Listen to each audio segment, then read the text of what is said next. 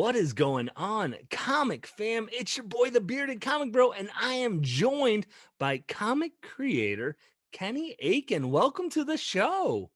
Hey, what's up? How's it going, guys? I am I am thrilled to have you on, but I am intimidated. Very rarely does someone have a better beard than I do on the Bearded Comic Bros show. Well, I wouldn't say better. It's just longer. I mean, it's not even. You can't even fit the whole thing in a shot. Let's see. Right? It's pretty. It's pretty long. I went. Man, I went through a lot of phases with this thing. I actually just cut 4 inches off of it like a month ago, and it just grew back so fast. So Um, I know that struggle. I had the beard length going. I probably had it about to here at one point, and I was going to one of my cousin's weddings, and she's like, are you gonna trim your beard?" I was like, you should have put some like those Viking beads in there and stuff, and just right. got all extra savage. Braid it and twist it. Yeah, I started out pretty I started out with a pretty ambitious goal to grow a Jesus beard, and then it got out of control pretty quick. I went from Jesus to homeless guy to wizard, like from like 2017 to 2020. It was just straight wizard. Like it was getting pretty long. It was starting to get kind of gray and stuff. Yeah, so. now you're gonna get that Rip Van Winkle beard. Yeah, I don't know if I'm gonna let it go that much. We'll see. We'll see what happens. So, well, I mean, obviously we had to take some time to talk about beards as on my show. Like, I mean, it's a name I can't ever not have a beard because then I'll have to change my name. But you are in the midst of a Kickstarter right now, which is doing extremely well, and I don't even know why you're on my show because you already are funded. I know, it's crazy. I wasn't sure what was going to happen with this one because I've had it's doing so good. I'm super grateful. Like my backers and my fans are just like ridiculously enthusiastic about this. So it's like with the last one, it was kind of a struggle, and I mean we were kind of like in the I think the 8th month of the pandemic or something like that. Yeah. It was really like it was kind of weird, like the way it all worked. And I think it came down to like the last day when we like funded on the last one. So I was like, well, I don't know how issue 3 is going to play out because it's the 3rd issue, right? So usually, people come on for issue 1 and then, they slowly start to wane off. That's just how comic books are, right? Right. As the number gets higher, people just back out and back out and back out until it just goes away, right? Right. So I wasn't sure what's going to happen. And I was like, well, issue 3 might be a little tough sell, but I think we have the benefit of having the whole thing on there, which I think is a big draw. So yeah. So I want to talk about the Kickstarter, but before we do that, I always like when I bring a guest in, I want to know, how did you get into comics? How did you like fall in love with comics or want to create comics? How did getting into the comic world happen for you? Oh man. Okay, so we'll go to the way back machine. Let's go way back. Let's bring it back. So when I was a kid, my dad was into comics, but we didn't have any comic books in the house. But we did watch when X-Men the cartoon came out. My dad was super into X-Men, and we watched the X-Men cartoon together. And then we went to, I think it was Toys R Us one time to go get something, and they had this big like plastic package full of like X-Men comics. And it had that X-Men #1 by Jim Lee and I think it was Chris Claremont, right? Was that the X-Men? Was that X-Men Adventures or is it X-Men? No, X-Men 1, like actual. Okay, the mid '90s. Yep. And that was so crazy cool. And I think I was like the only kid on the block that had that. It was like pretty sweet. And we take it on the bus and like open the poster and like look at it. It was so cool and like flip through the pages, and it was a lot of fun. And I always wanted to make comic books after that point. I thought it would be really cool to make comic books. And as I got older and became a teenager and stuff, started working and doing all that stuff, it kind of just like fell out of the radar. So in my 20s, and that makes me sound so old. When I was like 27, I think it was like 27, I blew out my back and my neck at my job. And about 5 or 6 years later, after kind of just going through the motions of all that stuff, and I was like, what am I going to do with the rest of my life? Like I got to do something, right? So I started doing art and started painting and stuff like that. And I'm like, I'm going to make some comics. Like, let's do this. I started meeting people that make comics and seeing other people that are doing indie comics, and realized that it's like so accessible now to like do that. Like back in the day, it was like I gotta like get really good at art and like go work at Marvel or go work at DC. And now it's like, no, man, we got like a whole community of people that just want to do this, and I can just go, grab somebody. I think, hey, your art's great. You want to do a couple pages for me? You want to do a cover for me or whatever? And we work together and make cool stuff, and we're making way cool stuff too. Like, I mean, there's stuff out there that is ridiculous. So, it's, I feel like we grew up in like, people can say like, oh, the MCU, the DCEU, like you're growing up, man. I feel like we grew up in the golden age though of television with X-Men the animated series, Batman the animated series, the Spider-Man show. Like you can put those on and they're still gold. So like I've heard it time and time again of like the X-Men like get that show, or Batman the animated series show got me into reading comics. So that's so cool. What came first? Was it Batman or no? X-Men was the first, right? And then Batman came after, I think, right? They were like right at the same time because they were on that like Fox TV series like block. Power Rangers was in there too. Yeah, Power Rangers was in there too. So like, man, it was a good day to be a kid. You get home from school and you're like, pop on Fox at 3:00 and watch whatever the order was. X-Men was really good. But like looking back, it hasn't really aged all that well. But I mean, as for what they were doing though at the time was just great. Batman though is like a cinematic masterpiece. Like that is like such a good thing. Like those remastered ones they just put out are ridiculous. Yeah, those have still aged pretty well for what it was, and it was ahead of its time for sure. So what, more recently, I don't know what year it was, maybe early 2000s, maybe late 2010 era, X-Men, or not X-Men, Avengers, Earth's Mightiest Heroes. Yeah. Yep. I think that's probably the best cartoon Marvel's ever put out. I'm really like disappointed they canceled it after 2 seasons. Yeah, for sure. So you got into comics, you got exposed to it. You decided you were going to start creating. You have a Kickstarter. We're on issue 3. I have not gotten a chance to read Apex yet. And I know you are, I've seen you on the Two Brothers Comics channel, and I know Dustin and Nick have hyped you up a lot about that.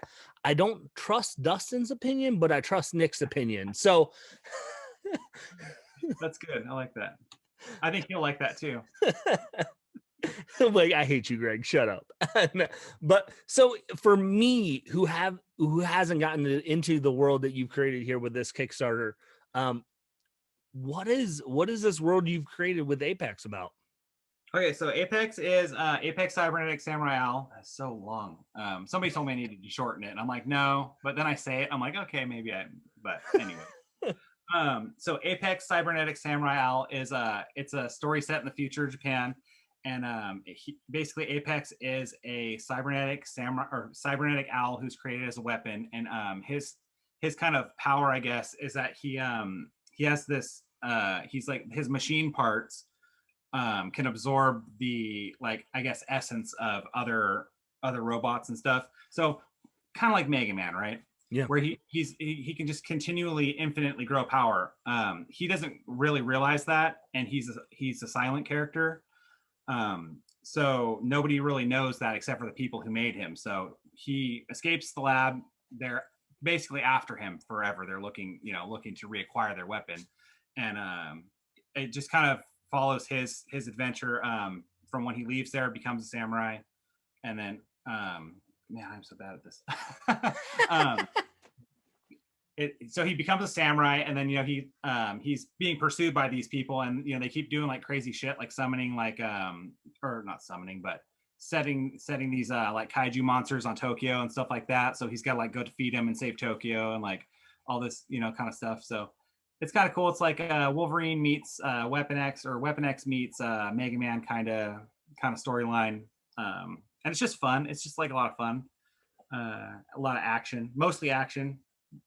And yeah, I like it. Like I said, I haven't gotten to dig into this world, so I'm super excited to tackle that. How did this idea for Apex Cybernetic Samurai Owl come about?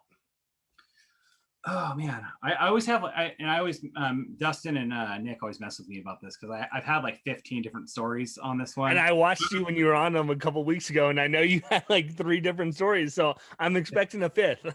So yeah, so we're let's see here, which one are we at? So I think I've told all the stories. They're all true stories. They just kind of just the one that pops in my head at the time. So I had I had went to a convention. So this is what I told Dustin and Nick last week. So I had gone to a convention. I actually had a YouTube channel that I was trying to do, and actually doing what you guys do, which is reviewing comics and talking about nerd culture and stuff like that.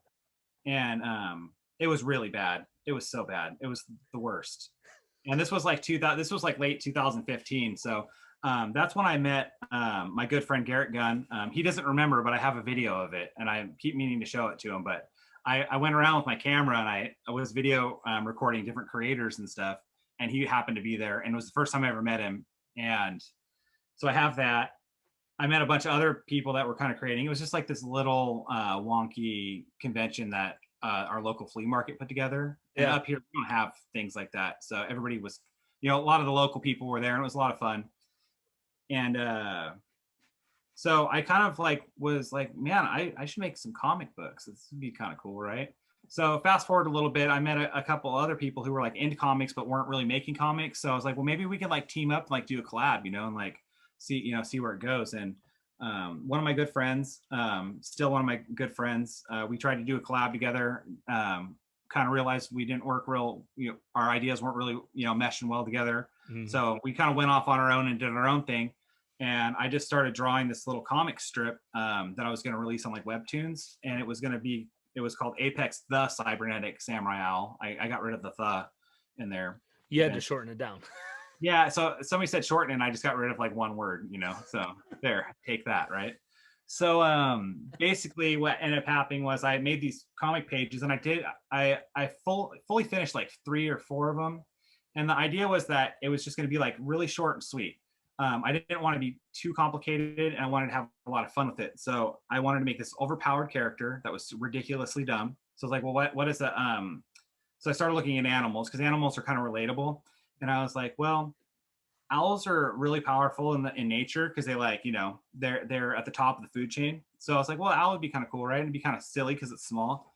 And then he could just like kill like Godzilla monsters and stuff like that, and different, things. So I drew this one page, and it had just giant T-Rex in Tokyo and Apex, and he just it's a couple panels, and then he just slices through him, cuts his head off, and then he's standing there cool guys don't look at explosions, right? And it was pretty bad, but it's kind of got, let me see here. I have it right here. Yeah, let's see it. Yes, let's go. So I put these out and put these in frames. So this is it. It's got a so there he is right there, Apex. It's the very first appearance of Apex, and he just kind of goes through there and murders this dinosaur thing. So then you can see there, it's kind of got some reflection. That's so cool. So I did a couple pages of that, and then I started thinking, well, this would be kind of fun to do like a Looney Tunes type thing, which this didn't end up transferring over to the main novel because I haven't found a place for that kind of writing yet. But basically, since he's an owl, he's a night creature. So in the nighttime, he's fighting kaiju monsters, but in the daytime, he's trying to sleep. And all kinds of crazy stuff is happening to him in the day that's making it so he can't sleep. So then he has to destroy things in the day too. So I had one page where he's trying to sleep in this tree, and this faucet's dripping on this house, and it keeps annoying him. So eventually he just goes and destroys the whole house, because that's what he ends up doing, and then goes to sleep, and it's kind of funny. So it was kind of a neat thing. I had a one page I didn't end up finishing all the way, but it was where he's gonna face off with a UFO in the middle of the night, and I drew these characters that look like Mulder and Scully from the X-Files, which is my favorite show ever. And they're like, yeah, we're going to go investigate this thing. And she's like, hey, Agent Moldy, there's no such thing as aliens or something like that. And he's like, yeah, right. And then Apex is staring down a UFO, in some crazy country somewhere. And I was like, yeah, so that was that's where that went. And then my good friend Garrett told me, he's like, dude, just write a whole book, man. Just do it, and yeah. Here I am 3 years later, finally getting my third part of this thing out. This thing was actually intended to be one whole book, and I split it into 3 parts because I wanted to start getting people, into it. And I'm glad I did, because here we are right now. We'd just now be releasing this now for the first time if I didn't. So Yeah. it worked out pretty good. Well, and it makes sense too. Like I get it. There's like this kind of like, oh, if I release one issue, like we kind of talked off camera, like then issue 2, issue 3, people can start to fall off. You also get it though, where you have a following from issue 1 now that leads into issue 2, which now, I mean, this is what I do. I interview creators, and I got exposed to you just recently, connecting with you about this. I haven't gotten into that world. So it's like, this is a new opportunity for me to even be exposed to, the comic you're drawing or creating, that I didn't get that if, it might've been just right now. So it's interesting how things work out like that, for sure. Yeah, the creative process is pretty wild. Like I never really realized what goes into this. It's a lot and a lot of hard work. There's so much behind the scenes stuff that I never even realized that went on. And I'm constantly just like learning new things and just experimenting with different processes with like colorings, because I do the coloring and the writing. Brian Belando does the line art for the book. So that was the other thing too, is that when I first started, I was so stubborn about doing it. I wanted to do it all myself, and that's tough. I mean, you can do it. Justin Birch also does the letters on the book. So he does the letters on this book? Yes. Oh, well, then I'm out. I don't want to support it then. If Justin Birch is like, nah. Is there a comic book that Justin Birch doesn't letter? Let's be honest. Right. I mean, I don't know any other. I think I know. I think I know 2 other letterers that I'm friends with. So yeah, I think and Justin letters pretty much almost everything I've seen. So recently. So is he lettering for Marvel yet? I don't even know what. I just bought a book. I bought a book from Mad Cave Villainous, and sure enough, his name was on that, and he's on IDW. So like, he's on everything. So I'm sure if he's not on Marvel, he'll be there eventually. So your pull list is starting to shrink then. Yeah, I'm just get it off. If I see Birch under that, I'm like, I don't know. So that's funny. Yeah, so I mean, just the creative process is crazy. I was just so stubborn at the beginning, and I just wanted to, just do it all myself and just be so super in control of everything. And because basically, I mean, when you write something, you're basically the director and the producer and right. and all that stuff. And then you become the artist and all that stuff. And it's like, I'm an artist, 100%. I'm an artist before I'm a writer, all the way. If I had to pick which one if I had to give up one, I'd give up writing and be an artist. I mean, I paint like crazy. I do all kinds of insane paintings. Have you ever seen any of my paintings? Sometimes, but if people are new to my channel, I want them to see what you do, because I've seen it. I've seen it when you've been on other shows and support. So this is me. This is a painting of me I just did recently. This is probably my best painting I think I've ever done of myself. I do a lot of self portraits, and I've been doing some buildings lately. I've been doing here, actually, I guess I can just show you this. I did these buildings in Japan from a photo. That's so cool. So so basically, I'm an artist, and I wanted to make sure that I had my art in the book. I didn't think it'd be right if I made a comic book and not did art in it, right? So right. So I hired Brian Belando to do the pencils and inks, and I'm doing the colors. So it's my strongest point, I think, is the colors, I think. So okay, well, I was gonna ask, then, like, as an artist, then, like, is it hard for you to give up like the drawing the lines and that aspect of the art? Because I know coloring is just as important, and it has, you're adding that depth and to the comic and stuff. Like, was it difficult to give up that passion part of it as someone who's a artist? It was at first, because I wasn't sure what was going to happen. I wasn't sure if Brian was going to see the things the way I did. Right. And something I did before I hired him, when I was working on it, is I thumbnailed out the whole first 25 pages or whatever. And when I handed him the script and he started sending me pages back, I went back over my thumbnails, and I haven't showed this to him yet, because one of these days I will. But his drawings for what he gave me back were almost identical to what I had thumbnailed out. So I was like, okay, this is the guy. Like, we're doing this, So yeah. So Garrett told me that he's like, yeah, that just means you're really clear about what you wanted. And I guess I'm like, okay, well, that's good. But I mean, that means that, you know, he knows what's up. Brian's phenomenal, man. Every time he hands me a page back, I'm like, and especially right now, every time he hands me a page back, I'm like, what in the hell? Like, this is crazy, you know? He sees your vision that you've had. So was Apex, was this your first foray into creating a comic? Yep. That's so cool. That's so cool. It's pretty exciting. Every time I pick it up, like today, I went and got some proofs made for my printer. I'm actually getting my books printed locally here. And I went down to the printer today to go pick up some proofs, and I open it up and I'm just like in awe every time. I'm just like so excited about it because it's just so cool, you know. That's got to be the coolest experience of like having that physical copy of something that you created, and especially that first foray into it. Man, that's dope. Yeah, I thought it would have wore off by now, but like I'm just looking through it and I'm like, man, this is so cool. Like, why is this so cool, you know? Right. And, it just blows me away that I'm actually doing this. So Kenny, if someone like myself who is after this video going to hop on the Kickstarter and make sure I back, what are some tiers that we should look into? Like maybe people have been on the Apex Cybernetic Samurai Owl train since issue 1, but what are some tiers that you're excited about on the Kickstarter? Are there tiers for catch-ups if people are watching this and want to get into this world that you've created? What are some that you want to highlight? So my favorite one actually is the the Samurai Cinema Edition, and that is I don't do a very good job of promoting this.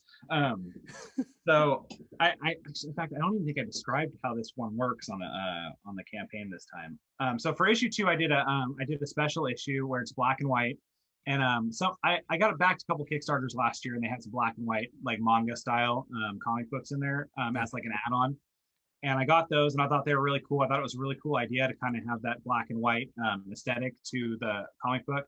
So I took it a step further, and I went through every single page and ran film grain over it. So I took all the color out, and then did film grain over every single page, and did a like for a cinematic type of feel.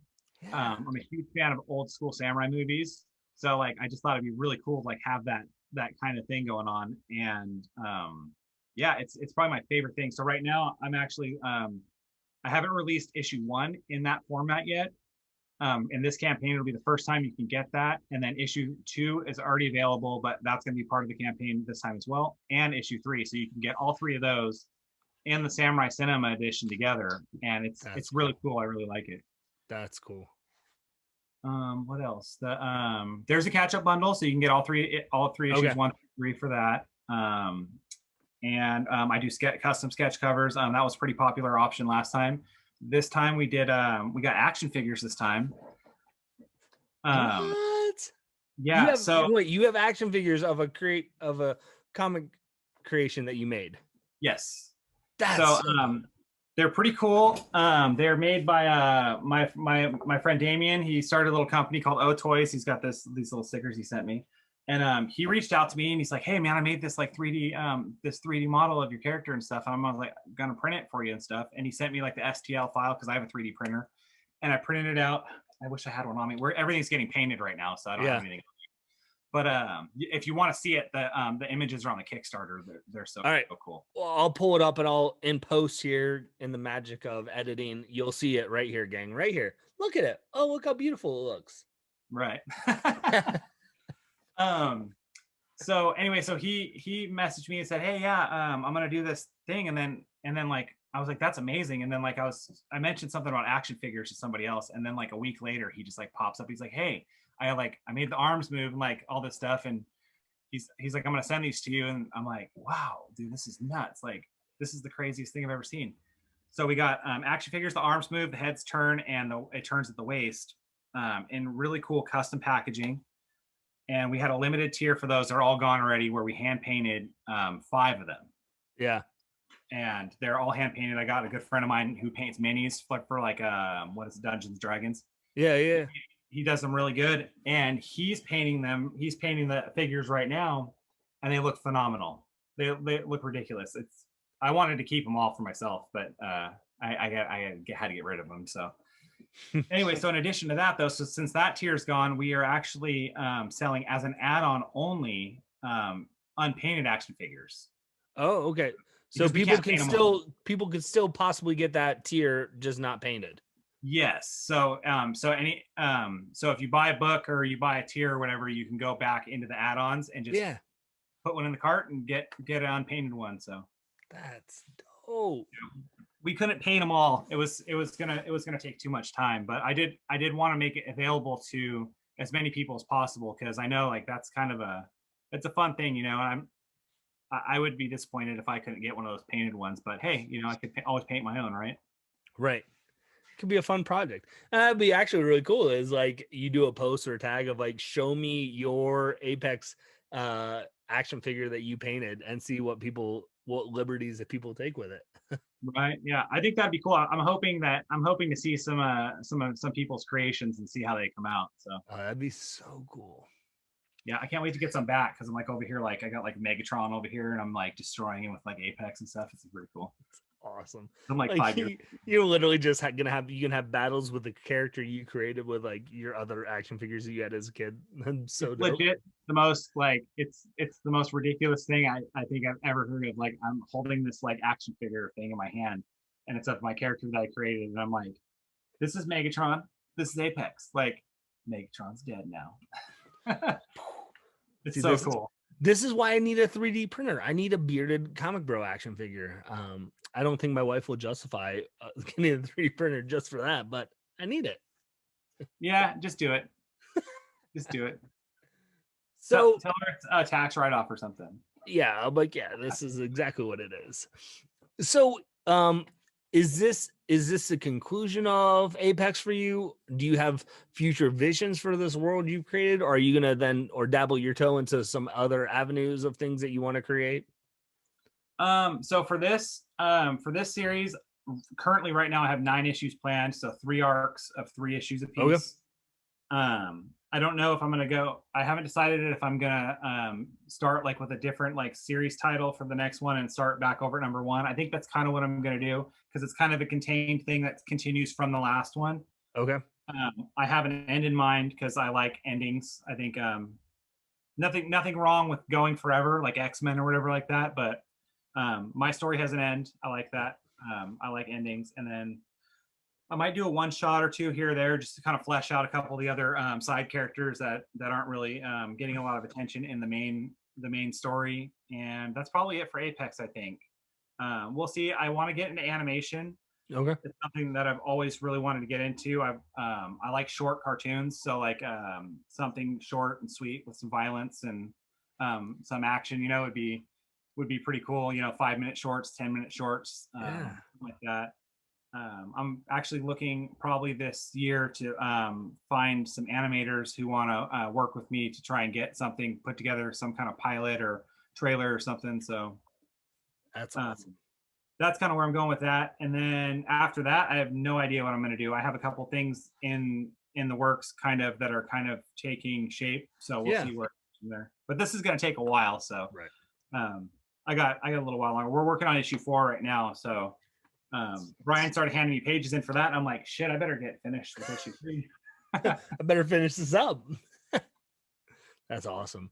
Well, Kenny, thank you so much just for taking some time to talk about your book, think about your passion for comics and art, and all the descriptions that you'll say here in just a little bit when I ask you how people can find you will be in the video in the link below, as well as the Kickstarter. Go back this Kickstarter, gang. It's already funded, but it doesn't mean you can't back it. So I'm backing it as soon as this video is over. I know you guys that are watching, make sure you do it. That's fantastic. So Kenny, if people want to follow with what you're doing, what's the best way to stay connected? I'm most active on Instagram, so it's at Kenny Aitken Art on Instagram. Facebook, you can friend request me on Facebook. My Facebook profile is public, so if you want to become friends on Facebook, you can be friends on Facebook. That's just Kenny Aitken. I have a page, Kenny Aitken Art, on Facebook that you can follow there. And I just got active on Twitter. Trying to keep up with it. We'll see how it goes. It's kind of a weird place. I kind of like it. So my favorite thing about Twitter is that if I leave off somewhere, when I open my phone later, it's like back to that same spot. So that's always nice. Like I don't have to go find that post that I was looking at earlier. So that's pretty cool. Yep. Everything else I don't like though. It's kind of it's a bad It place. takes a while to get used to it. Yeah. So I'm on Twitter. I have like a Tumblr account. I don't know what Tumblr does, but I have a Tumblr account. TikTok. I'm trying to do TikTok. It's not really my thing, but you know, maybe I'll find an audience there too. Who knows? I'm just trying to be everywhere. So literally everywhere. Just Yeah. type in Kenny Aitken on any platform, LinkedIn, MySpace. Yeah, I am on LinkedIn too. Yeah, MySpace. I'm probably still on MySpace. That's embarrassing. Oh man. Yeah. What was the one before TikTok? Vine. I'm sure you're still on Vine. I actually never had a Vine account. Never had one of those. But yeah. But if you want to reach me, Facebook or Instagram are probably the best places to reach me. If you're looking to reach out. So. Awesome. Well, again, Kenny, thank you so much just for taking some time to talk about comics with me. Gang, if you're still watching, make sure you guys go support the Kickstarter. Follow Kenny on social media. All the links are in the description of this video. With that being said, hopefully you can find some time to curl up, grab a book, and nerd out.